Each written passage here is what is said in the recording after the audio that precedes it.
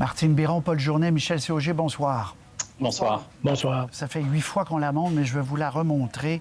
Mesdames et messieurs, la courbe, on voit, Paul, vous l'aviez aussi, cette courbe-là, dans votre journal ce matin, la courbe du Québec, qui est vraiment beaucoup plus accentuée que celle de l'Ontario, de l'Alberta, de la Colombie-Britannique.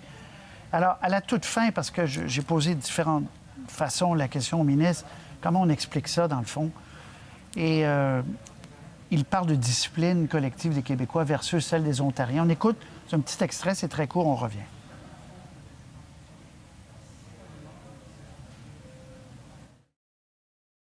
Les gens aujourd'hui, là, ils sont chez eux, là, puis ils se posent cette question-là.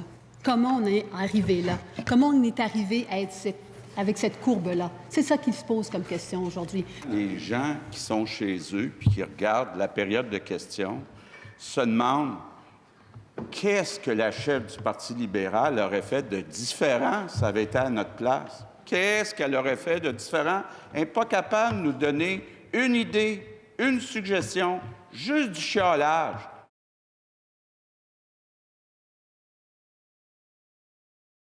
Quand vous aurez une réponse sur pourquoi il y en a beaucoup au Québec, appelez-moi, OK? Je vais être le premier intéressé. Puis peut-être qu'on va comprendre tout dans quelques mois, dans quelques années, je ne sais pas. Bien, on va peut-être comprendre dans quelques semaines quand les gens vont suivre les mesures sanitaires. Donc, vous pensez qu'en Ontario, ils les suivent plus? Bien, je pense que c'est un élément de réponse, M. Roy, je le dis très poliment. Très bien. Ils sont plus disciplinés que nous. Ça se peut. Martine, donc c'est le sentiment au gouvernement que les Ontariens suivent davantage les consignes parce que, à plusieurs égards, on est moins sévère en Ontario qu'ici, mais il y a moins de cas. Alors, c'est le mystère de tout ça, là. Martine. Oui. Bon, écoutez, je pense que c'est pas aussi simple que ça. C'est une partie de la réponse, mais il y a d'autres choses. Et il y a beaucoup parlé du relâchement de l'été. Et c'est vrai que cet été, au Québec, on s'est relâché beaucoup. Et le gouvernement aussi s'est relâché. Il y avait eu un gros printemps et ils ont pris ça plus calme. Ils ont travaillé notamment sur la charte des couleurs avec des prescriptions là, quand on rentrait dans la zone orange ou la zone rouge. Et ils ont hésité eux-mêmes à appliquer ce qu'ils avaient défini comme les conséquences d'entrer dans une zone ou dans une autre. Alors, on a su rapidement au mois d'août, par exemple, que les bars, il y avait beaucoup de contamination dans les bars, que c'était les 20-30 ans qui se contaminaient davantage, mais ils ont été les derniers contaminés, les bars. Alors, ça devenait difficile de les reconfiner. Même chose, quand la rentrée scolaire est arrivée, on s'est rendu compte que la contamination, la fourchette, c'était les 10-30 ans. Alors là, on s'est dit, les éclosions, c'est dans les écoles. On a persisté avec les activités parascolaires. Alors, c'est pas une science parfaite, pas exacte, mais finalement, on se retrouve avec la tempête parfaite. Oui, Paul. Bien, il n'y a pas un seul facteur, mais la responsabilité des Québécois, leur attitude, c'est assurément une des raisons. Cela dit, le gouvernement ne peut pas seulement accuser les Québécois parce qu'il a lui-même ses responsabilités, il aura l'air de s'en délester, et aussi parce que c'est une dynamique qui se joue à deux. Souvenez-vous quand, au milieu du printemps dernier, le gouvernement disait bien, les beaux jours arrivent, enfin l'été arrive. Bien, ça aussi, c'était un message qu'il y avait un certain relâchement après le confinement. Et c'est normal que les gens posent des questions. Puis l'extrait que vous avez présenté où Dominique Anglade se fait savonner par M. Legault parce qu'elle ne propose pas de solution, bien, le rôle de l'opposition, elle n'a pas une armée de fonctionnaires à sa disposition pour accoucher de solutions, pour évaluer les conséquences de chaque solution. C'est son rôle, avec ses moyens limités, de demander au gouvernement qu'est-ce qu'il fait, pourquoi il le fait, quelles sont les conséquences et qu'est-ce qu'il aurait pu faire de différent. Donc, le gouvernement, oui, il peut accuser les autres, mais il doit aussi répondre aux questions difficiles parce que la fameuse courbe, là, elle ne ment pas. Ça va mal au Québec par rapport aux autres provinces, puis il faut savoir pourquoi. Oui, exactement. Remarquez que M. Dubé, ça a pris quand même 14 minutes avant, parce que je l'ai vraiment amené sur la discipline des Québécois, mais ils ne voulaient pas dire ça. Ils ne veulent pas. Ils sont conscients qu'ils ne veulent pas dire c'est parce qu'on n'est pas bon et on n'est pas discipliné, mais en même temps, on comprend que dans leur tête, c'est un facteur, Michel C., qui est indéniable. C'est certainement un facteur, mais moi, j'ai noté une chose dans votre entrevue avec M. Dubé, c'est qu'il a la même allergie qu'avait M. Legault au printemps de comparer le Québec avec du comparable. On peut pas comparer avec l'Ontario, on ne peut pas comparer avec personne.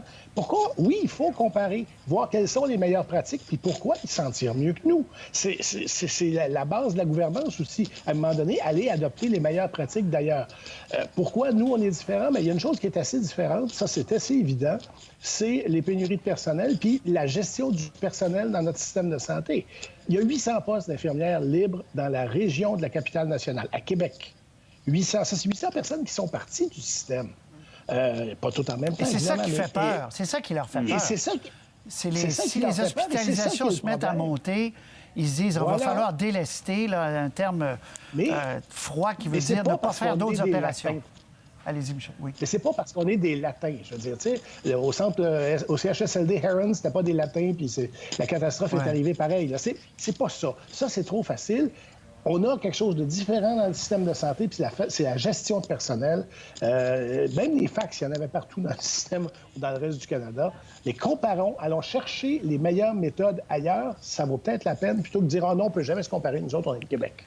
Mais Oui. ajoutez à ça que le gouvernement est quand même hésitant à agir, à confiner, à mettre de la pression, parce que la stratégie du gouvernement dans les dernières semaines, c'était une stratégie qui était basée sur la popularité de M. Legault et sur son influence. On a voulu faire peur au monde. M. Legault s'est présenté à plus d'une reprise en conférence de presse avec le ton grave en disant il faut qu'on réduise nos contacts, et on a beaucoup misé là-dessus pour préserver les écoles, pour préserver l'économie. Et là, on frappe le mur, comme disaient les ministres. Mais tant que le nombre, c'est triste à dire, mais tant que le nombre de décès et d'hospitalisations n'allait pas monter, c'est très difficile de convaincre les gens qu'on est devant la même genre de menace. Là. En termes de communication, c'était pas facile non plus, là, Paul. Mais c'est encore plus difficile quand vous changez de ton et quand vous changez de position. Je pense qu'on reconnaît tous que c'est un virus pour lequel les connaissances changent vite. La situation pandémique, elle aussi, change vite, donc il faut s'ajuster. Mais il y a certains changements de décision qui sont plus difficiles à comprendre. Par exemple, celui sur l'application COVID, où là, si le gouvernement disait une chose et une semaine après dit le contraire, c'est peut-être un peu plus difficile pour les gens à suivre. Cela dit, si on se compare pour ce qui est de la communication, en Ontario, même si leur lutte contre le virus va mieux, eux aussi, ils ont de sérieux problèmes de communication parce que partout, on fait face à la même difficulté. Si on essaie de faire un confinement partiel, de confiner certains secteurs et pas d'autres, ça devient terriblement difficile à expliquer pourquoi on a fait tel ou tel choix, en quoi est-ce que c'est cohérent ou non. Et on l'a vu, Doug Ford a été critiqué, puis lui aussi, il a bredouillé, il a cafouillé en essayant d'expliquer certaines de ces mesures. Bon, les écoles, parce que c'est vraiment extraordinairement important ce qui s'y passe. Je vous montre un tableau du nombre d'écoles où il y a au moins un cas et de classes qu'on a dû fermer. On va le trouver. Ça augmente à tous les jours. Voyez-vous, école avec au moins un cas, 729, 63 de plus qu'hier, classe fermée, 930, c'est 108 depuis hier. Donc, ça augmente, mais bien sûr, ça se promène dans la communauté. Donc, c'est normal que ça se promène chez les adolescents, chez les élèves aussi. La question, c'est est-ce que les mesures annoncées hier, un jour sur deux pour secondaire 4, secondaire 5, le masque en tout temps pour les élèves, est-ce que c'est de nature à améliorer beaucoup les choses? Est-ce que c'est de nature à inquiéter? Je vous fais entendre un échange, donc, aujourd'hui, et on revient ensuite. Où est votre bilan en matière de connexion des familles, ainsi que le nombre de tablettes? Où sont-elles rendues de façon spécifique? On est équipé, on a fait nos devoirs, on est capable aussi même de fournir des clés Internet pour donner accès à Internet à des familles qui n'avaient pas les moyens de se payer Internet. Si jamais on doit fermer une école, si jamais on doit fermer une classe, pour les élèves de secondaire 4 et 5 qui devront fréquenter l'école un jour sur deux, on est capable aussi de fournir des liaisons Internet pour ces familles-là. Bon, parce que je rappelle hier, puis on n'a pas mis l'extrait, mais c'était hier, je rappelle que les pédiatres, pour eux, c'est pas une bonne idée du tout, le masque pour les adolescents en tout temps en classe. Martine, est-ce qu'une journée sur deux, secondaire 4, secondaire 5, les gens sont assez équipés, les écoles sont équipées pour donner des tablettes, des ordinateurs? Il y en a qui n'ont pas Internet. Comment ça fonctionne? Bien, il y a encore 360 000 foyers au Québec qui n'ont pas Internet. Alors là, ça devient un petit peu plus compliqué pour eux. Ça, c'est un fait. Et ils n'auront pas Internet la semaine prochaine et probablement pas d'ici la fin du mandat. Alors ça c'est une chose et il y en a des enfants dans cette situation-là. Il y a c'est les directions d'école qui vont devoir faire cette gestion-là et s'assurer que les enfants ne soient pas seuls chez eux un jour sur deux, sans ordinateur. Les outils, ils devront garantir des outils. Ça va être... à Montréal, on devrait avoir une meilleure gestion, mais en dehors de Montréal, là, ça va devenir certainement beaucoup plus compliqué. Là. Bon, Paul, est-ce qu'on est prêt? Puis je veux vous entendre sur l'avis des pédiatres également, Paul. Bien, peut-être qu'on peut commencer avec l'avis des pédiatres. C'est pas toutes les mesures qu'ils dénoncent avec la même intensité. Eux, ce qui les dérange le plus, c'est la fin du parascolaire puis du sport étudiant. C'est vraiment leur principale préoccupation. La seconde, c'est l'enseignement à distance à temps partiel pour le secondaire 4-5. Et ce qui arrive loin derrière, c'est le port du masque. Ce n'est pas un gros irritant pour eux.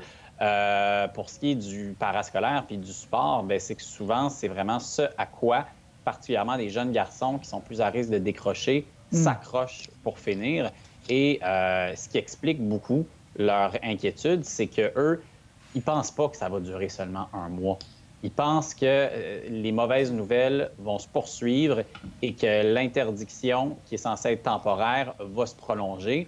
Pour ce qui est de l'enseignement à distance, c'est difficile de dire en ce moment si ça fonctionne. On sait que l'enseignement à distance est moins bien qu'en classe, mais le minimum, au moins, ça serait de fournir les outils technologiques. Puis en ce moment, on a plus des craintes que des certitudes à savoir est-ce que tout le monde va avoir est-ce que les gens vont avoir du matériel ou non. Mais on sait qu'il y a des gens qui vont être échappés, ça c'est certain. Ouais. La question, c'est à quel point ils seront nombreux. Oui, Michel C., un petit mot sur les adolescents. Le problème de l'Association des pédiatres, c'est qu'ils ont beurré trop épais. Là. Je veux dire, la génération sacrifiée était dans les CHSLD ce printemps. Là. C'est pas exact. Tu sais, les adolescents ont quand même une certaine résilience. Je sais, et c'est pas l'idéal, c'est sûr. C'est pas une bonne idée d'arrêter le sport-études.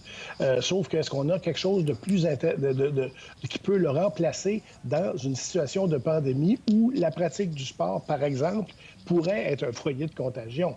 Ça aussi, ça fait partie du dossier. Alors, il faut faire la part des choses. Je pense que les pédiatres nous disent qu'il faut faire attention si ça dure trop longtemps. Comme disait Paul là-dessus, il a raison. Bien, si ça dure trop longtemps, ça va être un problème. Ouais, mais on ne le sait pas. Là, on est sur 28, on est sur un horizon de 28 ça, jours. c'est peut-être pas une si bonne idée. J'ai posé la question, le 28 jours, là.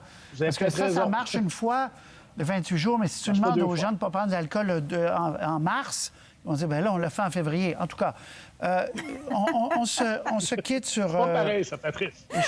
Non, mais c'est un peu... les excuses d'État du gouvernement du Québec à la famille Echaquan.